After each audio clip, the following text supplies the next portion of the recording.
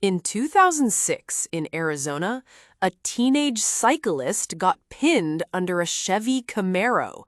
A man named Tom Boyle ran over, grabbed the car, and lifted it, enough for the boy to be pulled out. Tom wasn't a superhero, he was just a guy. And afterward, he discovered he'd clenched his jaw so hard during the lift that he had cracked several of his teeth.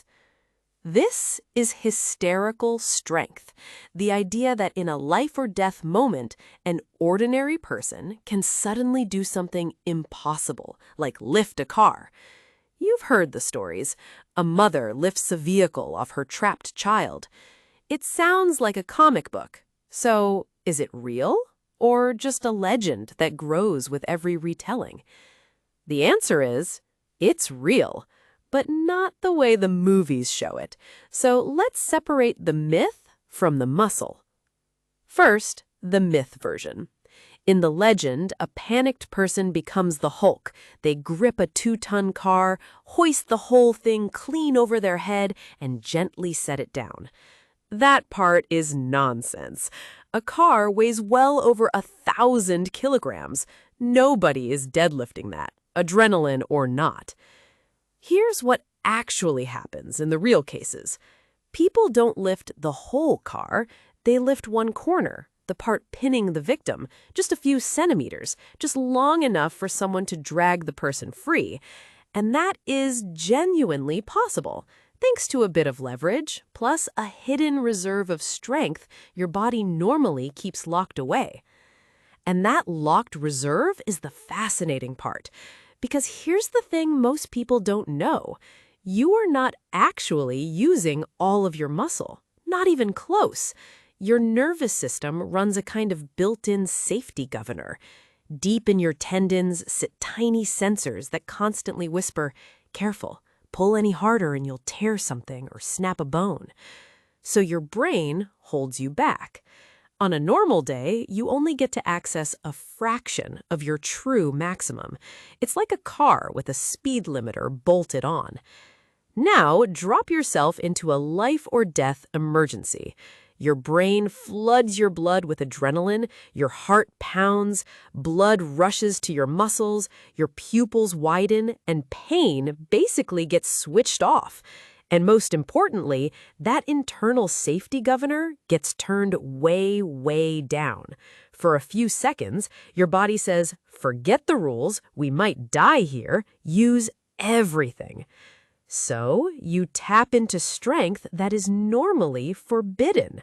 That's why an ordinary person can suddenly heave a car off the ground.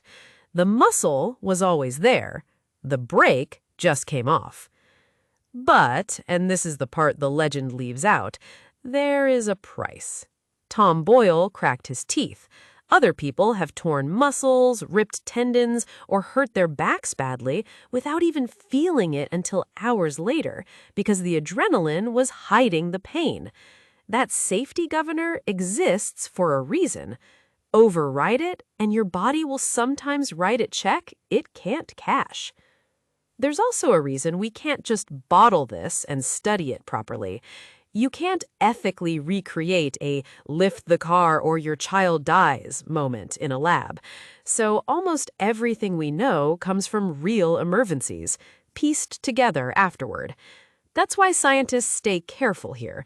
The strength boost is real, but its exact size is hard to pin down, and some retold stories are absolutely exaggerated.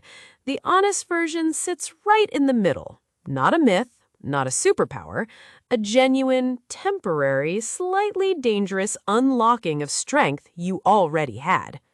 And it isn't just lifting. The same adrenaline surge is why people walk on a broken leg to escape a fire, or don't notice a deep cut until the danger has passed. Your body has an emergency mode, and in that mode, it will happily sacrifice a little of itself to get you out alive. So here's the real lesson hiding inside the car lifting story.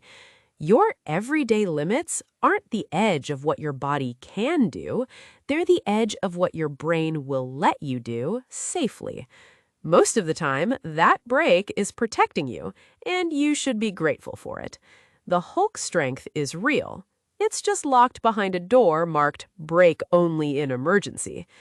And please do not go looking for that door. Cracked teeth are a terrible party trick. But here's the strangest twist of all.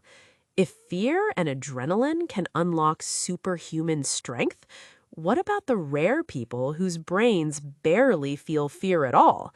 The climbers hanging off cliffs with no rope, perfectly calm? That is a whole other episode.